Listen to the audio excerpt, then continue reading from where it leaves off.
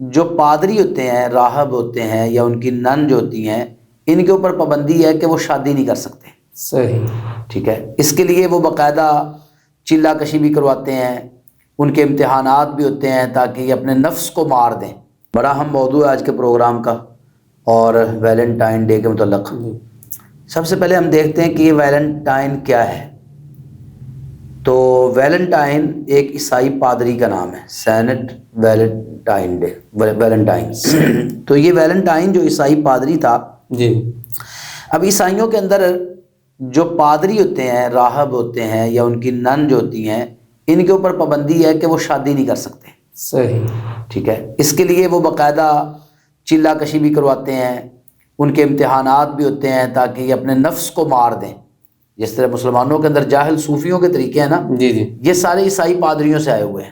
صحیح. اب جب آپ شریعت کی مخالفت کریں گے نا، جی تو پھر نتیجہ برا ہی نکلے گا. شریعت یہ کہتی ہے، اسلام یہ کہتا ہے کہ نکاح کرو.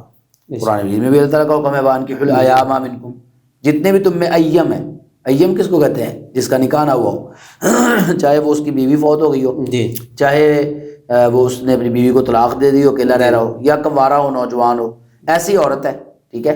تو اب اللہ کہتا ہے کہ نکاح کرو، اور نکاح ہر شریعت میں رہا ہے. بلکہ میں تو یہ کہا کرتا ہوں کہ دنیا کے اندر سب سے پہلا رشتہ جو قائم ہوا ہے نا، وہ میاں بیوی کا رشتہ قائم ہوا ہے. جناب آدم علیہ السلام، اور پھر ان کے بعد ان کی بیوی پیدا ہوئی حوا علیہ السلام. تو یہ اس وقت سے سلسلہ چلتا آ رہا ہے نکاح کا.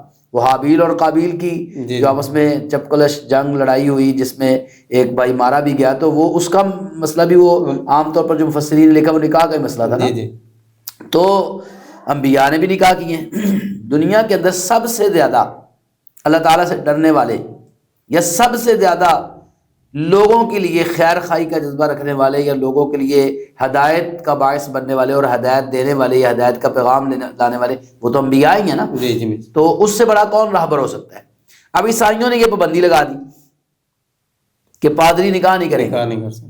اب جب نکاح نہیں کریں گے تو نتیجہ یہ نکلا کہ آج بھی آپ ان کے عیسائیوں کے جو ہیں کلیسا، ان کے اندر جا کے دیکھیں گے نا، تو آپ کو ایسی ہوشربا داستانیں ملیں گی، اللہ تعالیٰ معاف کرے.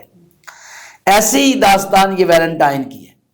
ویلنٹائن، اس کے ساتھ ایک راہبہ کام کرتی تھی، نن وہاں پر، اور وہ جو ویلنٹائن تھا اس کو اس کے ساتھ عشق ہو گیا. اب لازم بات ہے کہ جب مرد عورت ملیں گے تو رسول اللہ صلی اللہ علیہ وسلم نے لا یخلون رجل بامرأۃ الا کان ثالثہما الشیطان، جب بھی مرد عورت الگ ہوں گے تو تیسرا شیطان آ جائے گا. وہ دونوں کو ایک دوسرے کے قریب کرے گا اور ایک دوسرے کی آنکھوں میں مزین کر کے خوبصورت بنا کے پیش کرے گا. تو جب بھی ان کو فرصت کے لمحات ملتے تو ابتدا تو پھر عشق کی باتوں سے ہوتی ہے، ایک دوسرے کے ساتھ محبت کا اظہار، باتیں، اور نتیجہ نکلتا ہے وہ آخر جو کام ہے بدکاری تک. اسی لیے اللہ نے نکاح رکھا ہے کہ تاکہ بدکاری سے بچا جائے. تو اس نے ویلنٹائن نے، وہ اپنی محبوبہ جو تھی معشوقہ، اس کے ساتھ پیار کی پینگیں بڑھاتا رہا، اور پھر اس نے اس کو ورغلایا، اور ورغلا کر بدکاری کی. اب پکڑا گیا. اب جب پکڑا گیا تو پھر وہ جو ان کے پوپ تھے یا جو ان کے بڑے تھے عیسائی کلیسا جو والے تھے، انہوں نے کہا بھی یہ تو بہت بڑا جرم ہے. تو اس کو پھانسی دی گئی، اس ویلنٹائن پادری کو. 14 فروری کو بدکاری کے جرم میں اس کو پھانسی دی گئی. اب آپ دیکھیں کہ یورپ کا معاشرہ مادر پدر آزاد معاشرہ ہے، بدکاری وہاں پر کوئی حیثیت ہی نہیں رکھتی. بچے نوجوان بعد میں ہوتے ہیں اور پہلے یہ برے کام شروع کر دیتے ہیں. اور وہ اس معاشرے کے اندر محبت کے نام پہ ایک بندے کو پھانسی دی جا رہی ہے، تو عام عوام کا کیا رد عمل ہوگا؟ تو عوامی رد عمل یہی نکلا کہ وہ لوگوں کے اندر ہیرو بن گیا، اور لوگوں نے اس کو ہیرو بنا کر اس کو پوجنا شروع کر دیا، سمجھنے، اور محبت میں آ کے اپنی جان دے دی. اور اس کو پھر انہوں نے اس کا تہوار، چونکہ 14 فروری کو اس کو پھانسی ہوئی تھی، تو 14 فروری کو اس کا تہوار منانا شروع کر دیا ویلنٹائن ڈے کے نام سے. اب دیکھیں یہ تاریخ اٹھا کے دیکھ لیں آپ، جتنی ہماری جو ریسرچ کے جتنے بھی ہمارے پاس موجود ہیں ٹولز، وہ سارے کھول کے دیکھ لیں، آپ کو یہ ملے گا کہ ویلنٹائن کو جب پھانسی دی گئی تو اس پہ ویلنٹائن ڈے پھر منایا گیا، اور پھر اس کو محبت کا نام دے دیا گیا کہ جی محبت کا دن ہے، اور پھر اس کو شہید محبت قرار دیا گیا، اور پھر اس کی یاد میں لڑکوں نے لڑکیوں کو پھول دینے شروع کر دیے۔ یہ سارا کا سارا گند یورپ کا تھا، یہ بے حیائی کا کلچر سارا یورپ کا تھا گندا۔ یورپ اب اس سے جان چھڑا رہا ہے، اب پادری جان چھڑا رہے ہیں، کلیسا اس سے جان چھڑا رہا ہے، بڑے ان کے جان چھڑا رہے ہیں۔ کیوں؟ بدکاری عام ہو گئی ہے، ولد الزنا عام ہو گئے، لوگوں کو اپنے باپ کا نہیں پتا میرا باپ کون ہے، ٹھیک ہے، 10 دعوت دار ہوتے ہیں کہ میرا بیٹا ہے، کیونکہ منہ کالا کیا ہوتا سب نے، ٹھیک ہے۔ اب فیملی سسٹم تباہ ہو کے رہ گیا ہے۔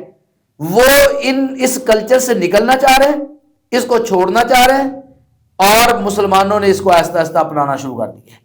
اور پھر ان کی دیکھا دیکھی، جیسے ہم باقی کام کرتے ہیں نا، شاید بھی وہ ترقی پہ جا رہے ہیں تو شاید یہ کام کر کے ترقی پہ جا رہے ہیں، ان جیسی محنت نہیں کرنی، ان جیسی امانت داری اور دیانت داری وہ ہمارے اندر نہیں آنی، ہاں یہ بدکاریاں آ جانی ہیں۔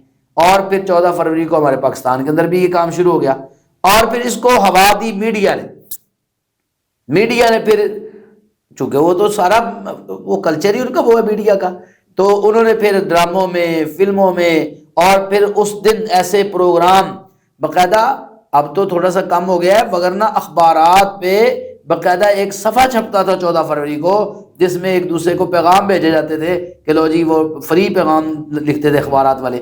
تو میڈیا نے اس کو اٹھایا، اور پھر یہ جو کمائی کرنے والے لوگ ہوتے ہیں نا، پروفیشنل، وہ بھی فائدہ اٹھاتے ہیں نا، انہوں نے فائدہ اٹھایا، کسی نے پھول بیچنے کے لیے، کسی نے اور کچھ کرنے کے لیے اس کی جو ہے نا اشاعت کی، اور پھر نتیجہ یہ نکلا کہ پاکستان کے اندر یہ عام ہو گیا، اور یہاں پر بھی لوگوں نے اس کو منانا شروع کر دیا۔